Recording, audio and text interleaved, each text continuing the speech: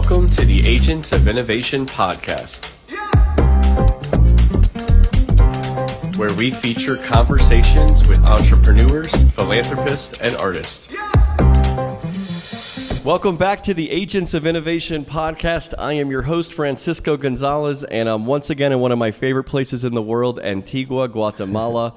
And so we're back here, and I'm here with Philip Wilson, who is the founder of Ecofiltro and also of El Cubo, where we're here, a beautiful co-working space just outside the city limits of Antigua. So Philip, thank you so much for welcoming here to your space. Thank you, Francisco. What an honor to be on your podcast. Well, you're a true agent of innovation, Philip, and we're going to learn about your story. So you were born and raised in Guatemala. I know you did some college time and even spent some business time in the United States. Can you tell us a little bit about your background growing up and your education and professional experience? Yeah, I mean, it was a bit unusual. Actually, I was born in Guatemala, but we were living in Australia. So my dad was the director of Shell in the 50s, and that's how he met my mother.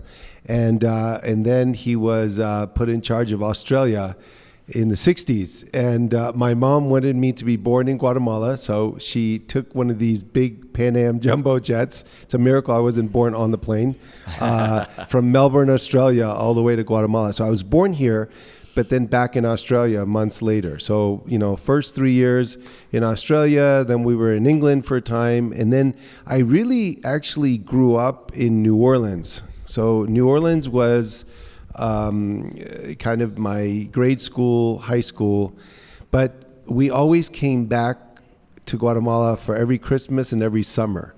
So I, even though I'm half English, half Guatemalan, I really feel more Guatemalan because growing up, we rarely went to England. In fact, my English cousins always came to me because of the bad weather in December or January. They would end up here as opposed to me going there. And did you do high school here in Guatemala? So I did high school in a suburb of New Orleans. Oh, in New Orleans? Yeah. Okay, great. Yeah. And then from there, what was your educational path? So then I went to the University of Notre Dame. Oh, wow. Fighting Irish. Yeah, Fighting Irish. And after Notre Dame, I came to work here for 3 years, and then I went to Penn, to Wharton for MBA. So that's kind of the education background. What did you study, and then what was your early business life? Yeah, so at Wharton, I mean, actually a year into Wharton, I'm like, what am I doing here? I was working in finance at the time here in Guatemala. And I remember taking this derivatives class, and I'm like, gosh, I don't think I'm ever going to apply this stuff, because I always had the intention to come back to Guatemala to work.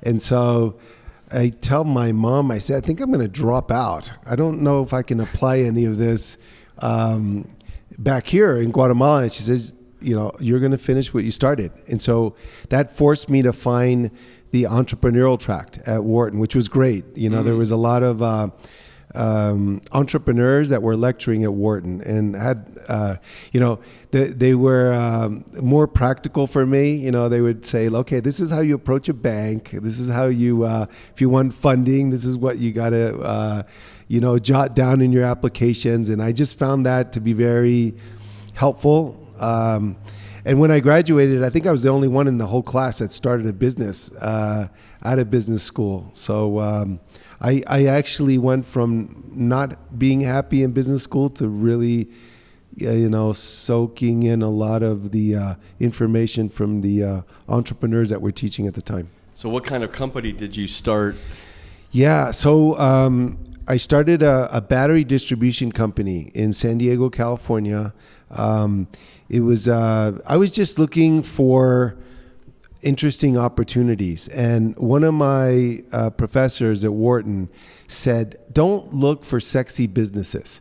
And so I remember, at the time he was discussing this business, which was basically picking up dead horses in West Texas. And this company, and it was a humongous company that would go all over West Texas, picking up all these dead horses, and they would process the dead horses and they were suppliers for the cosmetic industry, believe it or not.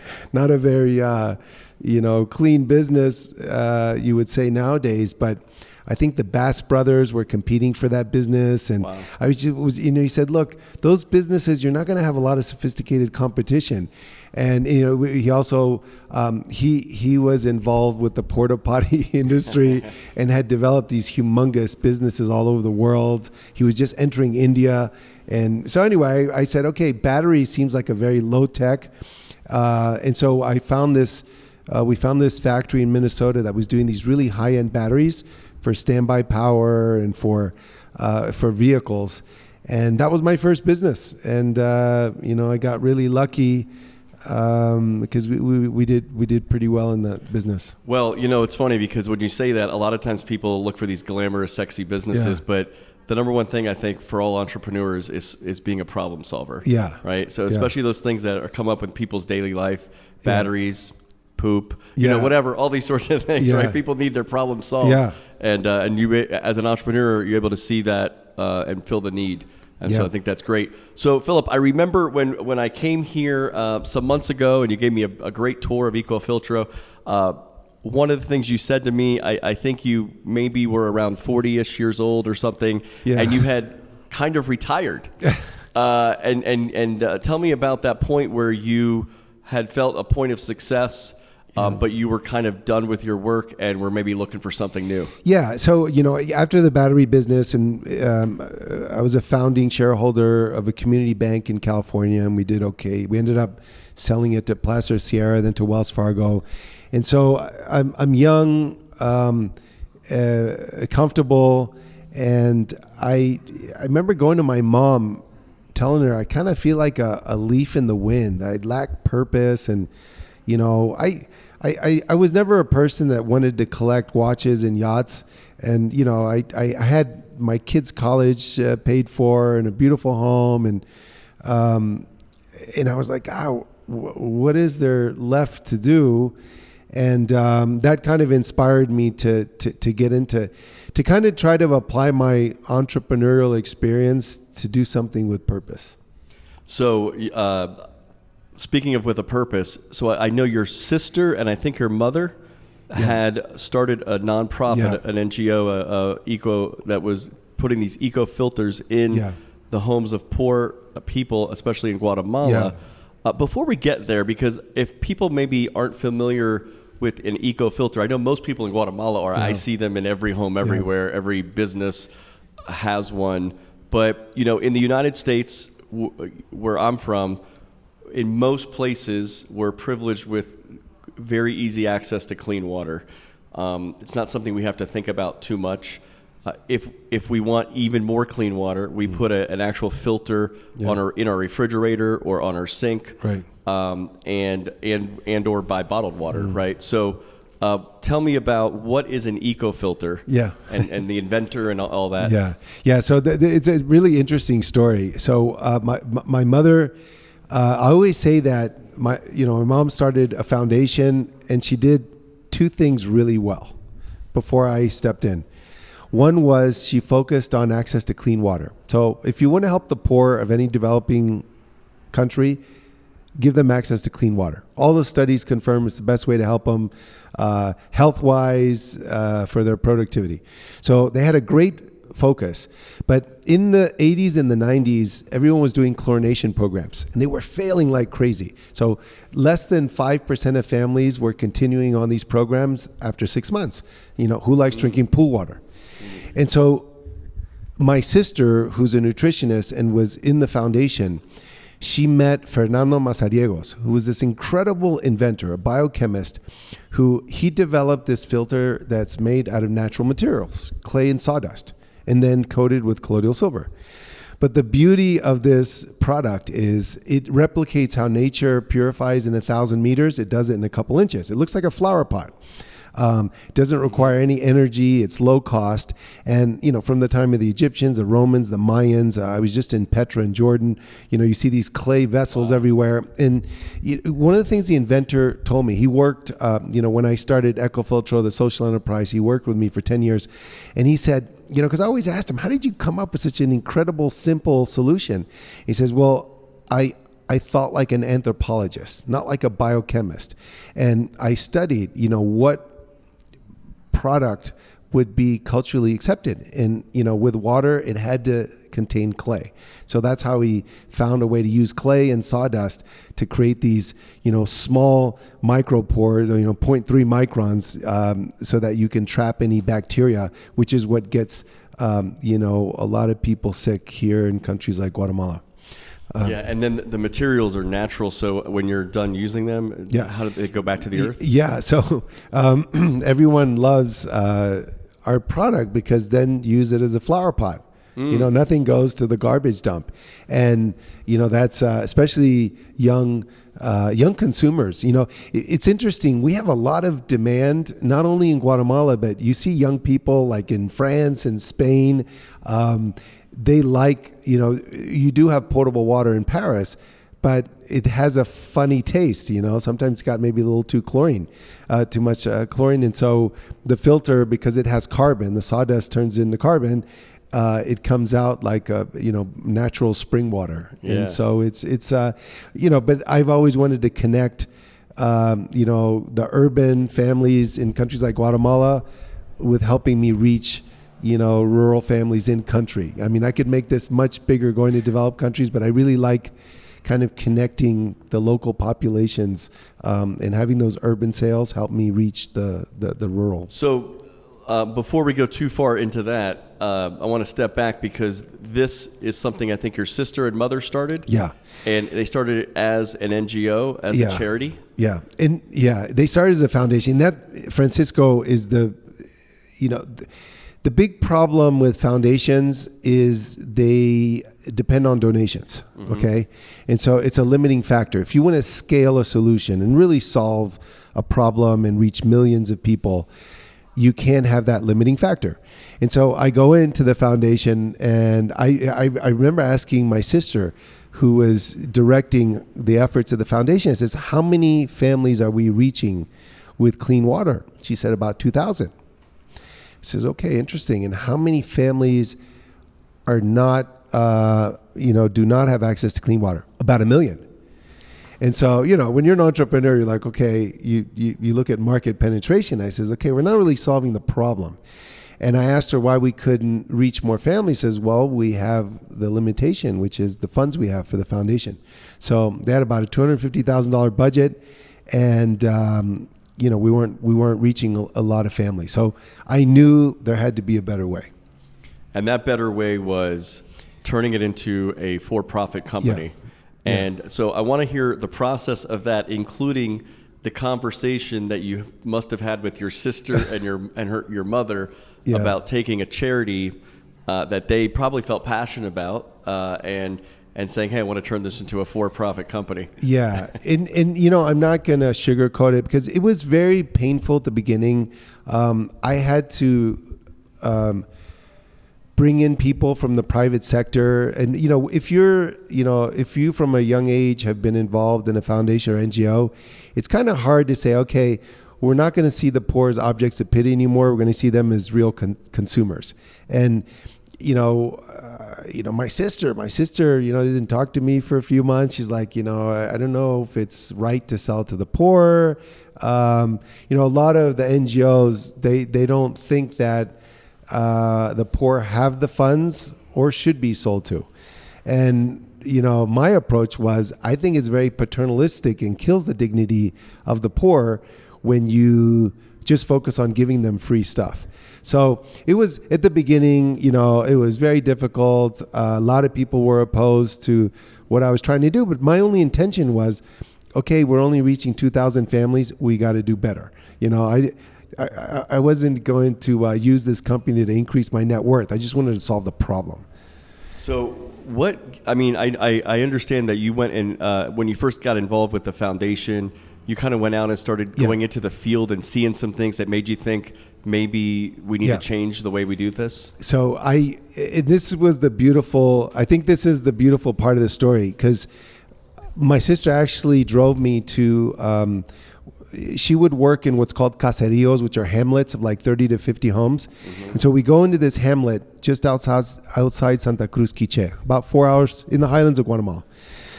And these group of homes had already received the filter. But for me, I'd never been into a rural family's home ever. Okay, my sister, that was her world. That's where she worked with the foundation. But what struck me is they were poor in humble homes, dirt floors, lots of smoke because they cook with a lot of firewood here. But I saw smartphones, I saw televisions, some flat panel at the time. I saw some dishes, not for eating, but on the roofs connected to a cable service. Satellite dishes. Satellite dishes. And so I'm, and then, there's the ecofilter that had been donated, and, it was being used, but it was kind of in a corner. It wasn't clean. The TV was covered with a cloth, it was at the center of the home. And, the difference was, our filter was given away at the time. And, these poor families had bought their TV, for instance. And so, but what struck me was, there wasn't a lot of resources, but there were some resources. And so I asked my sister, I says, her name is Dominique. I said, Dominique, can I go into a hamlet where you're going to donate filters? But, I want to understand what they're doing right now. And for me, what really opened my eyes, Francisco, is I go in there, I have several questions, but the two that are pertinent to this conversation is, I said, what are you doing right now to purify your water? And everyone was using firewood to boil water. I asked all of them, what were they spending? And no one would give me a data point. They would be like, well, depending if it's the rainy season or the dry season, we burn 3 to 4 logs each morning. They put a big pot of water and then they start boiling it. And so, but they all, I asked them, do you cut the trees down? Do you buy them? And they were all buying it from this gentleman in the entrance of Santa Cruz. And I got the cell phone. And so on the way back, and I interviewed like 20 families, but I got a good sense that they were using resources to bring purified water into their home. When I go visit the gentleman selling the firewood, they were spending about $13 a month on firewood to boil water. So that's how the time of boiling water, right? Boiling water and just Yeah. and you can only boil a small amount, right? So I says, okay, I think we have something here that can help us bring clean water to hundreds of thousands of families. That's amazing. So you set a goal of doing that. By the way, when was this that you converted it to the company, to a for-profit company? Yeah, so about 10 years ago. 10 years ago. And when you're a foundation or NGO, you can't invoice, right? So I said, okay, we're going to have a model where we're going to sell filters because that's going to be the way to make it financially sustainable and to scale. So we made it a sociedad anónima, a for-profit business. And, I was just very confident that it was going to work better that way. And I knew that there was a value proposition. One of the things I asked my friends, I said, what are you spending on clean water in your home? And everyone was buying, these 20-liter water bottles, spending about $250 a year, right? So I said, okay, I'm going to, this filter looks like a flower pot. It can be put in a plastic bucket, or it can put in stainless steel, ceramic. You can make it really beautiful. So I said, I know that I can generate lots of cash really quickly going to the urban market, because rural, there's a big difference between rural and urban sales. Urban sales, a lot of above the line marketing, which is what I've always done with my companies, billboards, radio, traditional marketing. In rural areas, I knew that we were going to have to gain the trust, and it's all about below the line marketing, where you have to find a partner in the community before you can approach them and sell. So we got urban going. We got into the big chains like Walmart, and here in Guatemala, there's a chain called Semaco, and we got into all these chains, got a good level of cash flow going.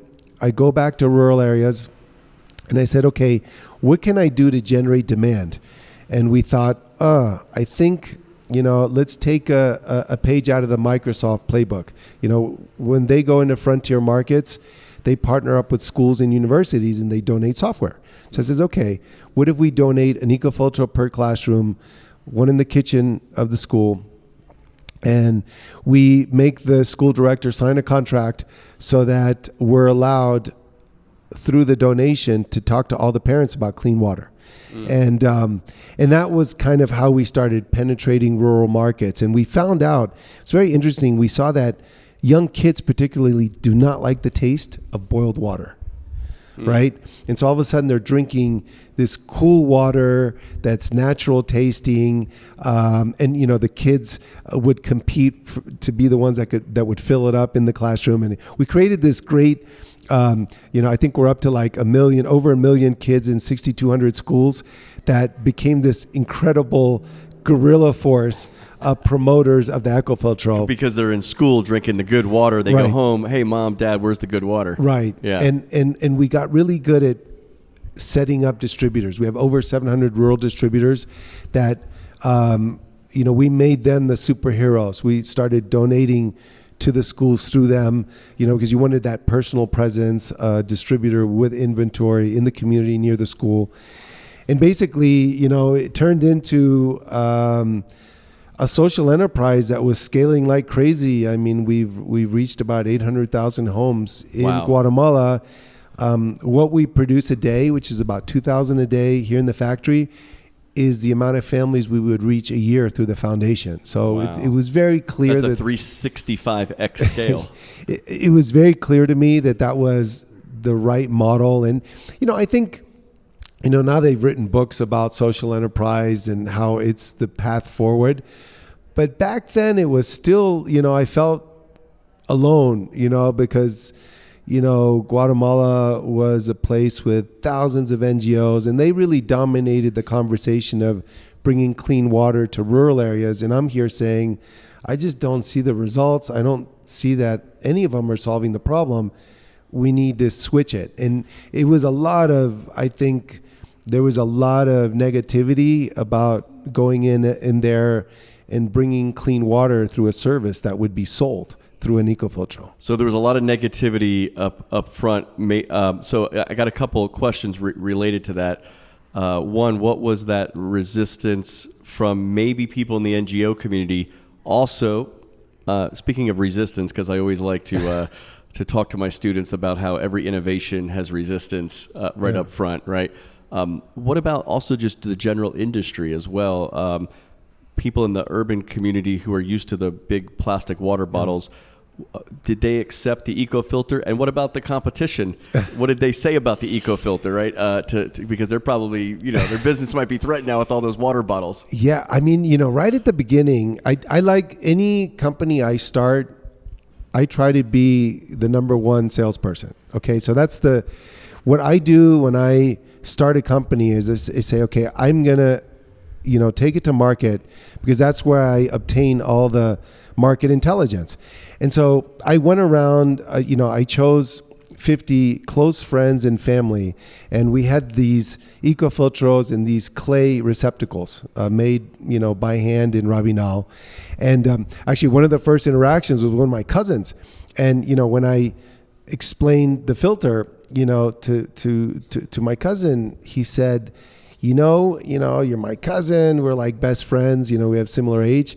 I don't know if I can drink water out of a flower pot. I started having these. We had always used an ecofiltro. My sister, my mom, we had used it for many years. So that told me something. I says, what if I change the pitch and say, hey, can you try this filter out for 30 days? I'm just trying to understand, the acceptability of it. And after I changed that and people accepted using it, 30 days later, I'm, selling it to 3 or 4 friends or family of my cousins and friends, because they're like, oh my gosh, the water tastes so good. Oh, I don't have to wait for the water company to deliver. Oh, my mother-in-law, who's getting old and has a bad back, she always has trouble lifting up this. So I started gaining this market intelligence of, okay, this is what we need to do. This is the message that's going to allow us to sell. And that's why if you go into all the Walmarts and the Semacos, all the chains, they all have water stations, because I found, okay, people need to taste the water. That's number one. And then we always have the lab report there that confirms that it's, potable water. And, at the beginning we have sales promoters, because, people need to be explained how it works. But if I hadn't done those initial sales, I wouldn't have understood that people need to try the water in order for them to be convinced that it's a good product, and they would become consumers. So that's kind of So I bring a lot of group trips here to Guatemala. If I've got people that come here and they've never been to Guatemala, maybe somebody listening, and maybe they're like, hey, I want to, I'm staying at this hotel, or I see this in a place of business, an ecofilter. How long do the ecofilters last? And do they need to be cleaned or updated throughout that period? Like, how can I trust that somebody's taking care of the one I'm drinking out of? Yeah. So we're in all the hotels, and there's a huge movement of removing plastic bottles, right, from rooms, and we've kind of piggybacked on that tsunami of environmental consciousness. So every 6 months, you just clean the filter with a clean sponge and filtered water. Very simple. And you put it back in. It's used for basically treating, practically sewage, which a lot of our customers in rural areas put through the filter. In urban areas, you're just taking out the chemicals like chlorine. So it's a very low, it doesn't put our filter to the test in urban areas. You're just taking out the, something that's portable. You're making it taste natural and fresh. So that's how we. It's very simple, and to answer your question of, well, did you have any? What did the competition do? And I do have to give credit to one of my professors in business school. He said, big companies are slow moving. And I think that's why entrepreneurs always have an opportunity, because I was like, okay, we're going to run like crazy to take over the urban market. And it's going to be too late for them to respond. Because once you have, we have about 350,000 urban families in Guatemala.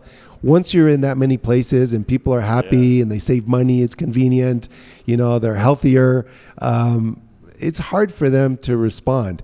And that's why it's great to have entrepreneurs. I mean, they're the community that drives innovation in a market. And, the bigger companies take a while to respond to the entrepreneur's new product or service. The big companies have the resources, but they kind of get set in their ways in some ways. The startups are coming in with fresh new ideas. Speaking of which, Philip, you gave me a tour of the Ecofiltro factory, which is right behind where we're sitting here. And one of the things you mentioned to me was you have different teams within. So as you've been able to grow, and also you mentioned there's a profit sharing incentive. So can you tell me a little bit about that? Yeah, it's really, this is what's fascinating about this kind of pivot in my life. So I go through this midlife crisis, I'm looking for purpose, and I start working with Ecofiltro. We find this great model to scale and reach hundreds of thousands of families with clean water. And then, I read this book called Humanocracy, highly recommended. It's called what? Humanocracy. Humanocracy. Yeah, it's available on Amazon. It's a beautiful book. But one of the things I did 5 years ago, I said, the people are the most important part of this organization. What if I empower everyone? What if I, instead of having all these layers, create teams in the factory? So we have 8 teams in the factory, and they're all self-managed teams, and they're empowered to constantly be doing experiments on how to better do their job. And we found that was such an exceptional way to increase the efficiency, and the numbers show it. We're much more efficient since we went to self-managed teams. But then I'm reading this article about Delta Airlines. I'm flying back. It's in the Wall Street Journal. I don't know where I was flying back from. I think Europe. And Delta shares 25% of their profits with all their employees. And they're always one of the most profitable airlines in the world, right? I think they're always number one in the States. So I said, that sounds like a good number for me to share with all the folks. So we empower everyone at Ecofiltro we share profits, and this has been the most profitable company I've ever run. So I went from, okay, I'm looking for purpose. I go to the foundation, I switch the model to for-profit, and then, because, Ecofiltro is all about the noble purpose of clean water, I go to this human-centered approach, empower and share profits, and then I'm like, wow, this is the best way to run any company. And so my other companies now have, I empower and I share profits, and it's kind of interesting how I learned more about how to be an effective entrepreneur through going through this process with my mother's foundation. Well, I like so much about that. Part of it is it's also inspiring or incentivizing the folks in your factory, which or on all your teams, all the employees that they may not look at themselves as an entrepreneur because they didn't start the business or they're not even running the business, but they're running a team and they're entrepreneurial. And this is something I kind of like to preach to: is you could be entrepreneurial wherever you are. It's a startup initiative type of mindset. And it seems like that's what you're doing. I also remember we were walking through your factory here, and you mentioned there was something, maybe 1 out of 100 were breaking. And tell me about that story. So they're one of the teams is called the finishing team, and they receive the raw filters out of the press when they're still wet, and they found that 2 to 3 out of every 100 were warping. Slightly warping. And so the team got together and they said, well, on the other corner of the factory, we recycle thousands of boxes every month. And so they did these cutouts, these round cutouts, these carbon cutouts, and they started putting them in the raw filters. Well, they brought that to 0 out of 100 warp now. And, the question is, would Philip Wilson have come up with that idea? Of course not. Never. When you empower a team, they will do a better job because they're doing that job every day and they have more insight on how to make their team more efficient. So, and that's just a visible one. Yeah. I remember when we were walking through, I saw one of those cardboard cutouts, but can you imagine those that aren't visible? So it's a constant innovation. I mean, when you empower and share profits, you create auditors, because they're receiving, 25% of the profits. So everyone's trying to save money. Everyone's fanatic. They're innovators. They're enthusiastic about the company. And I don't know if you knew this, but Gallup did a survey in the U.S. and in Guatemala. I think in the U.S. it was 70% of employees are not engaged in their companies. Here in Guatemala, I think it was 69% in the U.S. and I think it was 70% in Guatemala, or it's flipped. But anyway, around 70%. And so, why is Ecofiltro so successful? Why is it so profitable? Because we've brought that 70% to 0. Everyone loves working here because, they're in charge of their position. And when you empower someone, the message is, I believe in your creativity, your intelligence, your ability to do your job much better than I could ever tell you how to do it. And that is so powerful. So I think you have a lot there that a lot of people running businesses could really take some advice from, and even big corporations. We have a lot of people, that are upset with maybe some of the top corporate executives are making these insane salaries and they're not sharing it. So, but it kind of looks at it. Maybe the incentive for some of those big executives could be, hey, actually, if I have the Delta Airlines model or the Ecofiltro model, we'll actually make more profit and we'll all win. So if you're looking at it from purely a profit perspective. The other thing here I noticed, it seems like you have maybe the entire team are all Guatemalans. And so what's cool to me is that you're local here. You didn't have to bring in anyone from outside. You're using the skill, the labor, the knowledge, everything, including we were taking a look at, I forget, there was some kind of machine that somebody invented or created just for the ecofilter. And it was like engineers from here in Guatemala that created it. That's actually a great story. So about 18 months ago, I put out a post that said, I need to build a machine that can produce 2,000 filters a day. And so, some of my friends WhatsApp me and they said, I've got this contact in Hamburg, Germany and Switzerland. One of my friends was doing some work in China, says, I think this person can help you. And then I says, you know what? I really want it to be built locally. And, the responses are, you can't do that here. There isn't the know-how of electronics and this. So to make a long story short, 3 engineers, all local, Guatemalan, they said, we will, take up this challenge and we will build you this machine. So the machine that you saw when you walked through the factory produces 2,000 a day. It's extremely efficient. I built them a little factory right next to our factory because, they didn't have a physical space to build it. But, the beautiful story is they are now receiving orders from some food manufacturers for some food processing equipment because they have the capability to do it. And I learned something, and it may be because I didn't grow up in Guatemala. My insight there, Francisco, is we don't challenge Guatemalans enough. Like, I'm constantly challenging, and I am very surprised by how good they work out. And so I'm a big believer in challenging the local workforce, and say, look, we need to build this here. And it happens. I agree with you.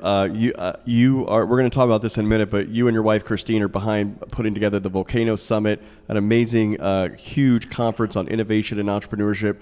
I'm grateful for the opportunity to having been able to speak, especially on the topic of my book, which also helps really help people learn how to build an entrepreneurial mindset. One of the things I said, and I had Marilena Acevedo, who's a Guatemalan immigrant to the U.S., who's been living there for 15 years, do a fireside chat with me. But I really believe that we look around Guatemala, and especially from somebody that comes from the outside, and we see a place of abundant resources, amazing beauty, hardworking people, good moral people, a lot of strong work ethic. And I scratch my head sometimes, like, why do a lot of people see this as a third world country or a place with a lot of poverty that still has a lot of poverty? But I partly think it's the mindset. We have to switch the mindset.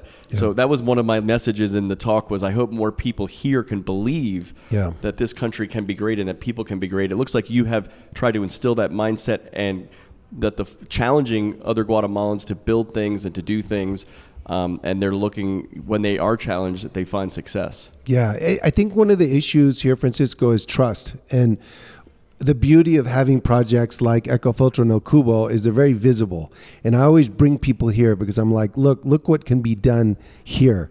And what we're trying to do with Volcano is, I don't know if you know the background, but Yossi Vardi from Israel, he's kind of like the godfather of the transformation of the Israeli economy to a tech, high tech and innovative economy. Because Israel 50 years ago was like Guatemala, agricultural based economy.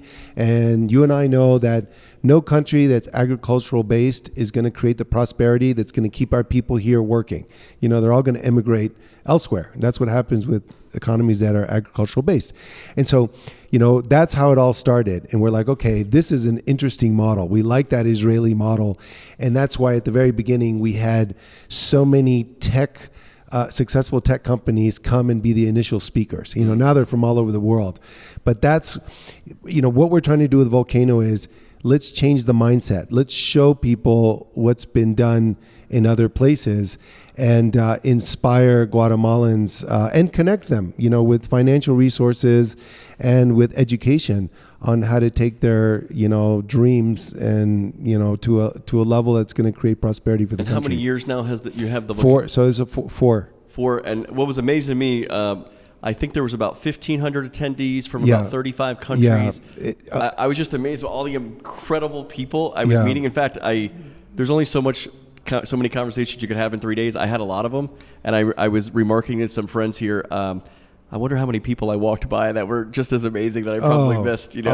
Just over 100 speakers. From all over the world, and the energy is great, right? And the volcano energy. Yeah, I mean, I connected an entrepreneur who's got a fascinating venture. Producing these ecological paints. He's already about $1 million a year. And I connected him actually with someone from Florida who was telling me an hour before I saw this entrepreneur, I really want to invest in Guatemala. So I'm like, okay. When he told me kind of what his skill set was and what kind of investments, I paired them up. I don't know what's going to come out of it, but just think of how many people got paired up. Yes. Local entrepreneurs, and not only from Guatemala, but from the region. I don't know if you noticed, but there's a lot of Central Americans, Mexico, a lot of entrepreneurs from the region. But there was a ton of venture funds from all over the world that came this year. Yeah, really incredible. So in addition to Ecofiltro, which is the factory, I'm looking at it through the window there. It's right there.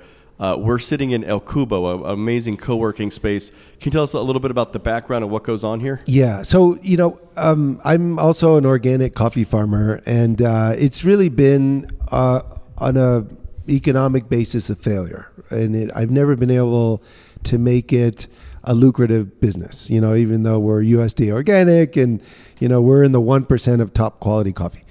So one of the things that I thought is, okay, what if we can do something really innovative, a physical space that will create more and better jobs in the region? Antigua, where we're sitting right now, it's an economy that's tourism focused and agriculture, coffee farms, very volatile. The majority of folks, for instance, that work in a hotel or minimum wage doesn't move the needle. So El Cubo is a disruptive building, but it's here to kind of build a community of innovators. So we have over 30 companies, 100. We just, one of the attendees of Volcano yesterday, who was the guy that created Voice over IP, who's a person I really admire, I said, get rid of co-working co-creators. So now it's a co-creator space. It sounds better than co-worker, yes. Right? So these co-creators that are, on the first, second, and third floors, a lot of them are tech heavy. So we have, a couple engineers fixing satellites from here that are connected to the Jet Propulsion Laboratory. We have a company that manages doctors, marketing in United States from here. All these digital companies. The company is trying to produce films here, which you can do with the same quality, but a third of the budget. And so we're trying to create those jobs that are, value added, that, are 3 or 4 times the minimum wage, and that we think there's a lot more demand. So let's say like a little Silicon Valley. We're starting with this small building, but I hope there's a couple hundred of these in the region, and we can really turn this into an economy that's going to reduce poverty in the region. Yeah, this is a beautiful building. My understanding is people can come here and buy day passes. Maybe they're visiting Antigua and they want a place to work from. Week passes, month passes. Right. Maybe some people have established offices here. Yeah. Right. Yeah. So and it's, Francisco, it's really all about the community. So, we have these weekly talks. There was a fascinating talk on artificial intelligence a couple weeks ago. Then this company talked about ChatGPT. We have it on wellness. It's really a community, and a community is what it also is. You have to make this a profitable venture. So we found we did this through COVID, and at first I'm like, oh my gosh, you're reading all these articles about how the office isn't going to exist anymore. And when we filled it up relatively quickly with the type of companies we wanted, I went and interviewed them. I said, so what encouraged you to sign these, 2-year contracts to be here? And they said, we like the flexibility of working from our home, but we wanted to see people. We wanted to be part of a community. So, we're social animals, and I think we created a community that's going to create a lot of innovation in the region. And that's what it is. It's a community of innovators. And, we have waiting lists now to come in. So I probably did it too small, but I'd never built a building before. So I was like, okay, I'm going to hedge my bet.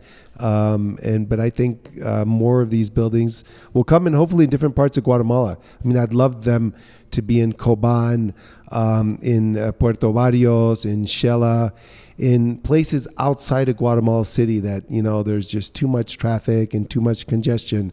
I'd love to kind of spread this innovation around the country.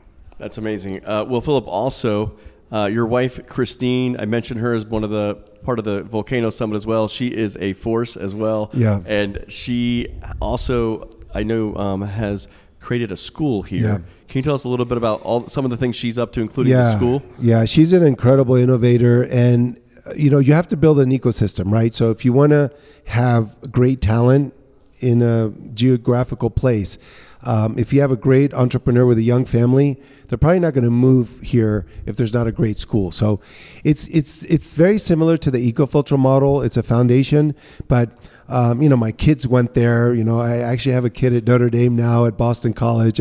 All the kids get into the top colleges because it's a great college prep school. But the beauty of the model is, and we put this, in the founding documents, at least 50% of the kids need to be on some form of scholarship. So right now it's 52%, which is about $800,000 of scholarships are given each year, but it's financially sustainable. So my kids, which were full pay, are subsidizing a lot of kids that couldn't pay 100% of the tuition. And it's just beautiful. It's need blind, as long as you get accepted, we'll get you in. We have about 440 kids there. Wow. And it's part of the ecosystem. So you've got a great school, now you have a great physical space, and I think that's what gets a region on the path to prosperity. Is it a K through 12? Yeah, it's K through 12. And I think you're right. I mean, you need to build ecosystems. Yeah. You and Christine are doing an amazing job building it from the school to the ecofiltro to the co-creating space Cubo, to all the things you're doing, the Volcano Summit. And so I really see, talk about some agents of innovation for Guatemala. You guys are doing amazing work. Thank you. And I know you're also working with so many other amazing people, which is great. So I am a big reader. I love reading books. My Fearless Journeys community, we have a book club. So every 2 months we choose a new book. A lot of them fall in the sort of self-starter, self-empowerment kind of space, things like that. Right now we're in the middle of reading a book called The Comfort Crisis by Michael Easter. It's great.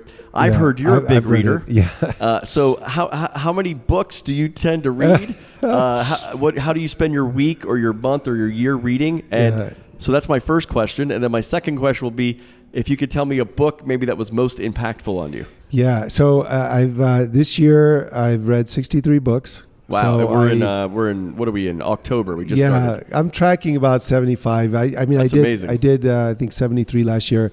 I read a lot, not only business. So I've read The Comfort Crisis, a book that I just read, which Walter Isaacson's biography of Leonardo da Vinci.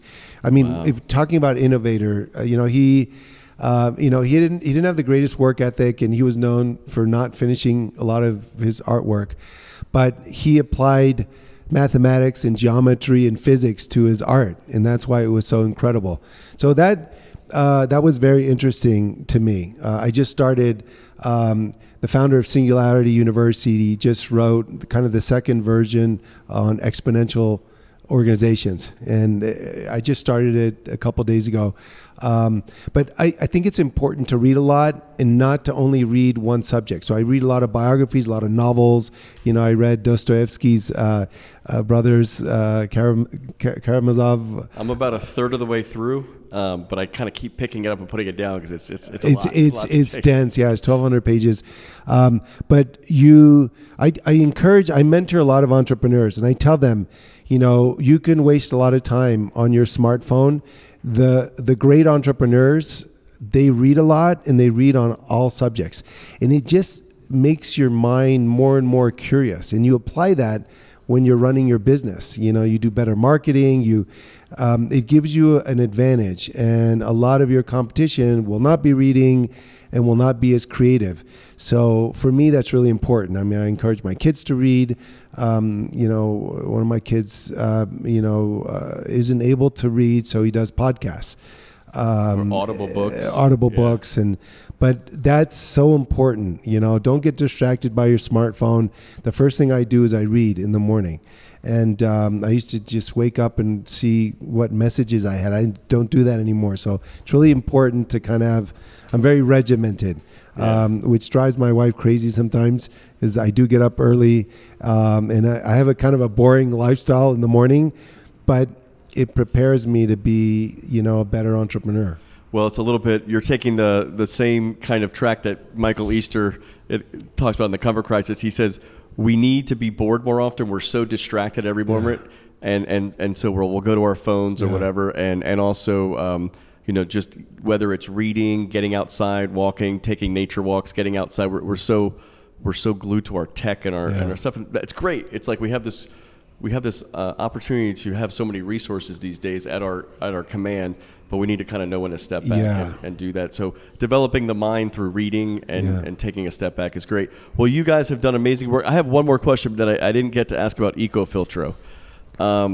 You now have hit about 800,000 families in Guatemala, but there's a lot of places in the world that need clean water. Are there other places you're servicing or maybe empowering to get these technology to them? So this is hot off the press. So this technology is open source. The inventor donated it to humanity, but a lot of it got replicated kind of with the foundation model. So there's 62 factories, of which 60 are very small, right? Like, the same size of the factory we had when it was our foundation, basically produced 2,000 filters a year. So I'm in the process of, we just hired an engineer who is an expert in Six Sigma. We're ISO, but and we want to create a factory model that we're going to replicate with this entrepreneurial model worldwide. We did a prize in Africa last year. Entrepreneur from Tanzania won. I'm mentoring all the sales and marketing. He's already ordered 3 containers. And so we want to, first get these entrepreneurs to understand what it takes to sell and market, and then place these world-class factories like the one we have here in Guatemala all over the world. So we have the engineer in place that we think can allow us to really create that model factory that can be replicated. Because, my dream is there should be an Ecofiltro in every home on the planet. I mean, especially in developing countries. And I think you can solve all the health crisis that comes from people that don't have access to clean water, and you can do it sustainably, and you can do it through entrepreneurs that will make money doing it. So it's like the perfect business, and it's the best way to help the poor all over the world. Well, Philip Wilson, agent of innovation here in Guatemala, and you have impacted so many people here, and now we might see that impact reverberate around the world, whether it's through what you're doing with the Volcano Summit or Ecofiltro and empowering sales teams all across the world. So thanks so much for your time. Thanks for being an agent of innovation and for being on the Agents of Innovation podcast. Thank you, Francisco.